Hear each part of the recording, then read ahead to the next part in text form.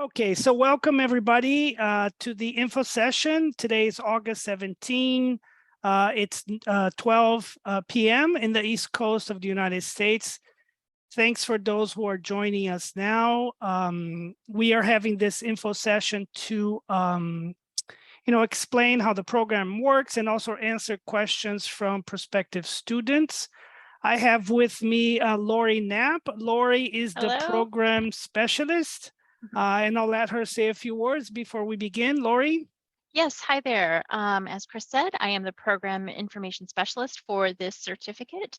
I am a good person, a good resource to reach out to if you have specific enrollment questions.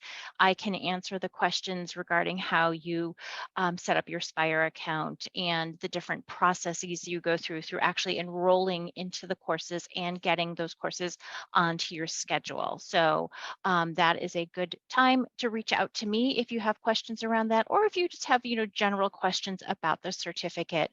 If you have real academic questions, those tend to go to Cristiano, but I am happy to help with the enrollment side of it, including the class schedule, what's happening for each upcoming semester. Thank you, Lori. Yep. So again, as I said, I am Cristiano Mazei, the director of the online certificate in professional translation and interpreting. I am a professional interpreter and translator myself. I have been working in this field for many, many years. And I'm also a professor of translation and interpreting. And I'm very passionate about the field in general. So I'm going to share a PowerPoint where I'm going to go through the information about the program. This is probably going to take 20-25 minutes. Then I have some students I invited to join us. They're going to speak very shortly about their experience, and then we're going to open up for questions. So let me share my screen here. All right, so I'm going to describe the certificate, and I'm going to be asking Lori to add some links in the chat so that you can double check information yourself. We have a very good FAQs on our website. Lori is going to add the link to the chat. So this is an undergraduate certificate. It was designed as an undergraduate certificate at UMass.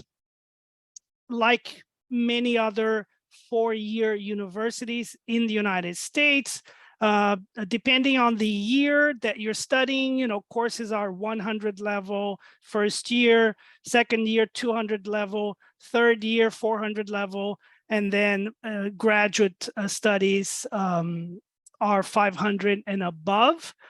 So in our certificate, we have two courses that are 400 level, and all of the other courses are 500 level, which gives you an indication that our courses are very demanding in terms of studies and engagement and assignments and all of that good stuff.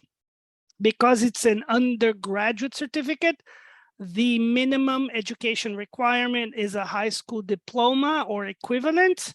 And then students need to provide evidence of language proficiency. We have a very good table in our certificate guidelines, and I'm going to ask Lori as well to add the link to our certificate guidelines on page 2. You will see examples of evidence of language proficiency. For example, you completed a 4-year degree plus study abroad, or you immigrated here and you completed your high school in your country of birth, and you have lived in the United States for many years. So there are many different types of evidence that you can provide. Our program is multilingual, which means that your readings are in English, your papers are written in English, your discussions are done in English, your translation and interpreting assignments are done in your language pair. So we accept all languages in the program paired with English. In order to give feedback to your translation and interpreting assignments in your language pair, we hire external language reviewers who are often professional translators and interpreters in your language pair. And then they provide specific feedback to your translation exercises and your interpreting exercises as well. Our pedagogy is based on self-assessment and reflective practice. So our students are asked to often, reflect on their performance.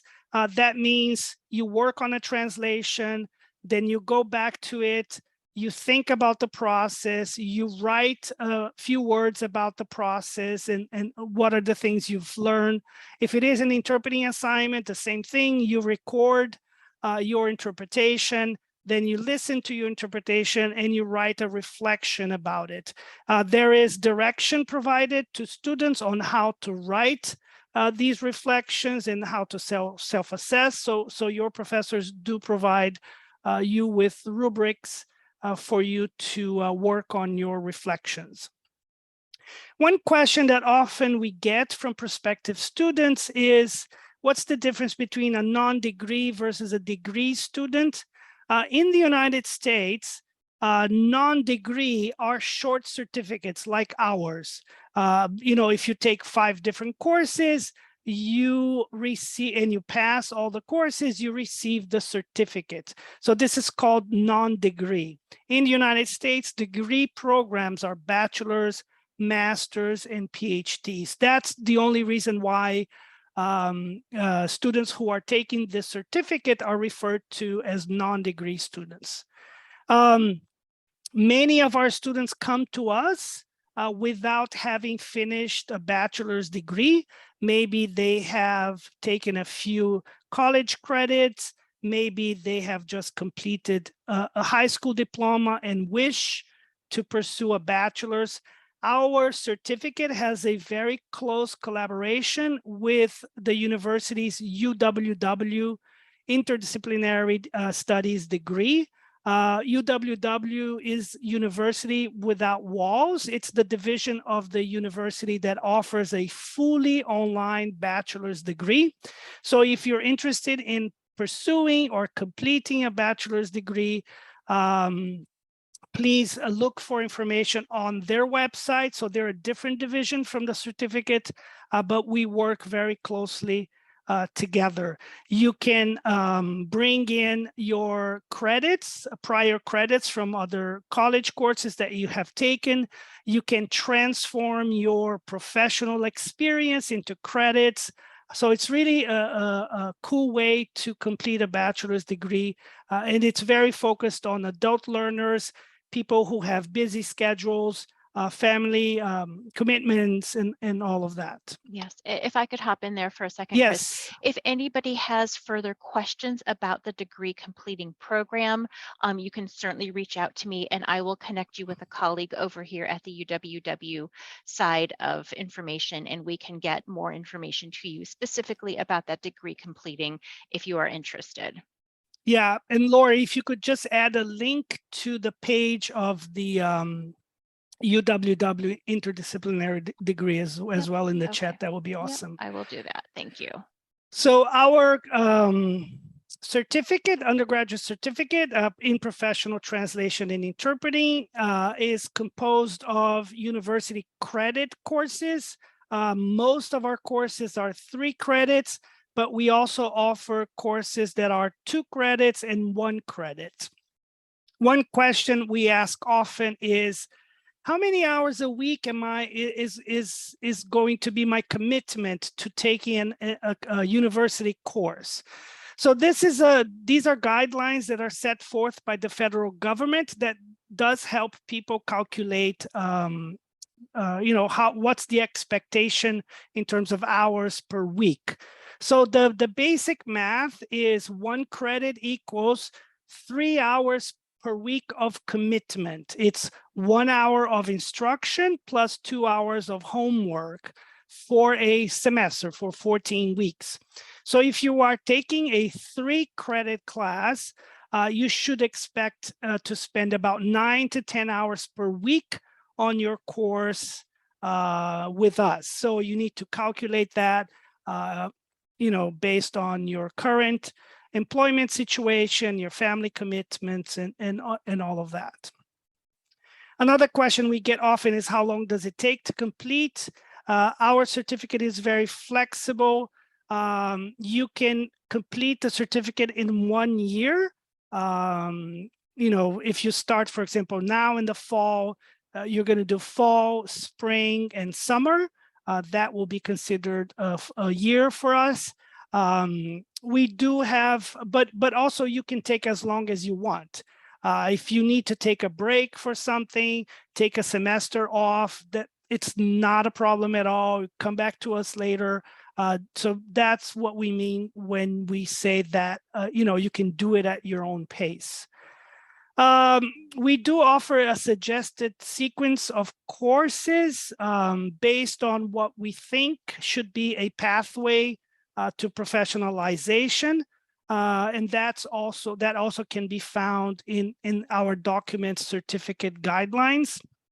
But having said that, our certificate is very flexible, that you can take any course that you want. You can tailor the certificate to your specific needs for education and training. Talk a little bit about online classes. If you've never taken online classes before, they do require a certain level of computer digital literacy. You need to be able to work with computers. You need to be able to know how to do research online, and all of those things. Our learning management software is Blackboard. It's a robust learning management system.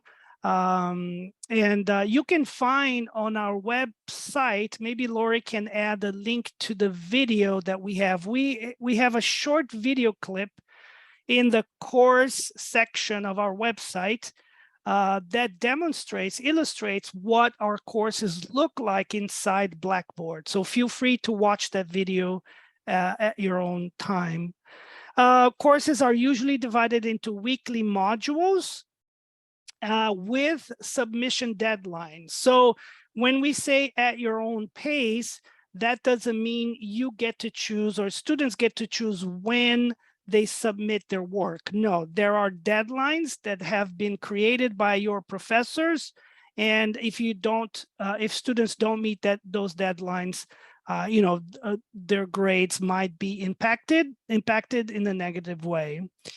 In order to be awarded the certificate, you need to pass all courses with a grade of a minimum of C or higher. We don't recommend, because our courses are very demanding, we don't recommend taking more than 2 courses per term. As I said before, each 3-credit class is about 9 to 10 hours a week. So if you take 2 courses, you're looking at about 20 hours a week of commitment. All our courses are open for preview week. For example, our fall courses now start September 6th, but the classes will open to all students enrolled August 30th. Preview week is for students to review the syllabus, to look at the layout of the course. Maybe the professor is asking you to do something that's not graded, but something for you to start engaging with the course. Communication with your instructors in an online class is very important. So please communicate with your instructors often. Instructors have office hours. If you need to meet them online, you can, send them an email and request a meeting with them. You will feel the presence of the professor in the online course in many ways. Pre-recorded lectures. Sometimes the professor will schedule a live meeting, but because our students are scattered all over the world, these synchronous live meetings are not required. They are encouraged, but not required. And they are all recorded and made available to all students the next day, in particular, those students who were not able to participate. Okay, so quickly, registration steps. You are going to fill out an application form, and Lori, if you can add the link to the form in the chat, that would be awesome as well. That form is going to ask you specific questions, and that form is going to come to me automatically. I will review the form. I'm going to assess your readiness to start the program based on your previous education and language proficiency. I might come back to you and ask additional questions about evidence of proficiency, or you will just receive an email that says, congratulations, you seem to be ready to start the program, and here are the next the steps that you take, which would be registration. You'll probably receive something that says, that's written in the paragraph at the bottom. If you're new to the university, the first step is to complete the non-degree enrollment application, and then there will be a link for you to click and follow instructions. One thing that's very important to remember: after you register, it takes about 2 to 3 business days for our system to process registration, and they will send an email to you to the email that you provided initially. But after that, there will be instructions, and you will be given a UMass email address that you should be using from then on, as opposed to your personal email, in order to receive communications from the university and from your professors. You will also receive instructions on how to enroll in our courses. Spire is the name of the system that we use for enrollment. So you receive information about that. And Lori, our program specialist who's here, is also available to provide additional assistance. Lori, if you want to say something about that. Yes, as Christiana mentioned, it does take a couple days for that Spire access to be established. And once it is, you can go ahead and proceed through those enrollment steps. I just put the link in. You'll start with step 1 as a new student, and then just progress through those 2, 3, and 4 steps. And typically, if you have any questions at that enrollment stage, once you have your Spire access, you can make an appointment with me. We can work together to work through that process. One of the very most important things is every semester you are requesting an enrollment appointment. That is really sort of opening the door to that enrollment for that upcoming semester. It's called an appointment, but it is actually not a timed appointment. It just really opens the door to giving you access to the upcoming semester's courses. So very important step. It takes about 3 minutes, and then you can go ahead and add those courses to the schedule. But if you do not have that before trying to add those to your schedule, it will tell you you need to have an enrollment appointment, and you just start back at the beginning. But those steps are pretty well illustrated in that link that I just sent to you. It's included in the how to enroll as a new student. Thank you, Lori. Okay. And Lori and I, we reply to emails really fast. So if you have any problems, any issues, please contact us as well. Now this slide is about cost. Course fees are for fall now $495 per credit for 400 level course, and then $580 per credit for 500 level courses. And there is a $70 per course fee. That's the language reviewer fee that we hire the external language reviewer to provide feedback to students. So, this cost is per credit. So if you're taking a 3-credit class, you need to do the math, right? $495 times 3 and $580 times 3, and so on and so forth. Students only pay for the courses they take each semester. So if you take 1 course, you will pay for 1 course. If you take 2, and so on and so forth. As I mentioned before, you can take breaks between semesters. Some students do that as a way to offset costs as well. And as I said, our program is flexible enough that you can do that. Another question that we're often asked is there financial aid available? In the United States, financial aid is only available for degree programs, bachelor's, master's, and PhDs. When we talk about financial aid in the United States, we're talking about, federal grants, federal loans, state loans, which, relies on a lot of documentation that students need to provide, but it's only available for degree programs, not certificates. There is one scholarship available for online students in our university. It's the David A. Cole scholarship. If Lori, I think will add the link to that scholarship. This scholarship is only available to US residents. It's not available to international students because it requires you to send proof of your income, and I think IRS kind of information as well. There is a payment plan available for students, which is like monthly installments, and it's offered through our Office of the Bursar. The Office of the Bursar is the central place where financial issues are dealt with. The payment plan is called UPay. I don't know if Lori will be able to also add a link to that, but if you have questions about financial issues, please contact the Office of the Bursar directly. Now I'm going to talk very briefly about the profession, very briefly. Translators and interpreters in general around the world are unregulated professions. The vast majority of them are freelance individuals, independent contractors working for different agencies, different clients. There are a few staff positions, and those will be in specific settings like healthcare, courts, school districts, and others. But the vast majority of translators and interpreters are freelance individuals. We do have a course that's 1 credit. It's called Career Development for Translators and Interpreters. We encourage all students to take that class when you are in the program. It provides you,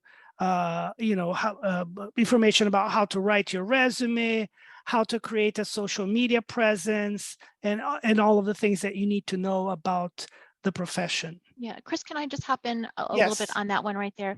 So as we've mentioned, courses, sometimes there will be 2 credits and 1 credit courses offered. Just watch those course dates. They're typically running shorter than a full term's dates. So if you're, for instance, taking one of those shorter courses, those dates will be a little bit different. You might want to factor that part into your schedule as well. Thank you, Lori. Mm-hmm. This slide is just to answer a question that we get often. Prospective students contact us and with a question, different questions, but some of them are like, after I complete the certificate, will I be a certified translator and interpreter? And this is very important for everybody to understand. There's a big difference between a certificate of education and a certification exam. Certification exam is usually offered by independent organizations that have no connection to the place that offered the education for that profession. So I'm not going to go through all of them, but as you can see in the United States, it's very fragmented.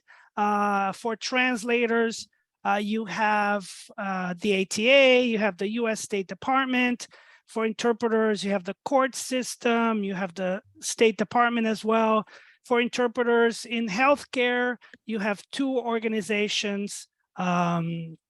So this is just a quick overview of the landscape of certification exams available in the United States. So if you pursue a certificate of education, if you want to complete our certificate, you cannot add to your resume that you're certified. You're only certified after you take a certification exam and you pass, right? For example, I am a court certified interpreter. I am also a healthcare certified interpreter because I have taken these 2 exams and I've passed. So this is a good distinction to have in mind. And I think that's all I wanted to say. Here's a list of the courses that are offered in the fall now. These are great courses taught by wonderful professors. If you need additional information, please contact me. This is a quick URL of our certificate website. We have a very active Facebook page. Please look us up and follow us. We post a lot of good information about jobs, about courses, about seminars, and much more. And now I have invited students to come and talk to us, talk to you about their experience in the program. Very short, very briefly. And we're going to start with Lahon. Lahon, welcome to this info session. How are you? Good morning or good afternoon to everyone on the East Coast. I'm doing very well. Thank you for this wonderful invitation. Thank you. So what can you tell us about the program and share with prospective students? Absolutely. Thank you for the opportunity to say a few words. My experience with the program has been amazing. I really enjoyed the program in terms of the foundational preparation that it provided. I am a working professional in the language services industry. I am a certified medical interpreter with 2 of the certifying bodies, CMI and CCHI, and I'm also a court certified interpreter. But I feel that this program really filled in the gaps. It gave me great foundational knowledge and theoretical knowledge. It was awesome in that regard. Very comprehensive coverage of the subjects, translation and interpretation. And I am in the midst of pursuing federal certification. And so it was really helpful in that regard. Thank you, my friend. Thank you so much for those kind words. And we wish you all the best in your upcoming federal exam, which I'm sure you're going to pass as well. We have another student here today, Tatiana. One of the things that I think is important for prospective students to think about is these are online classes, and many of you are adult learners with busy, very busy lives. And I thought about, asking you guys who have gone through the program, how did you manage, your busy life with taking an online class?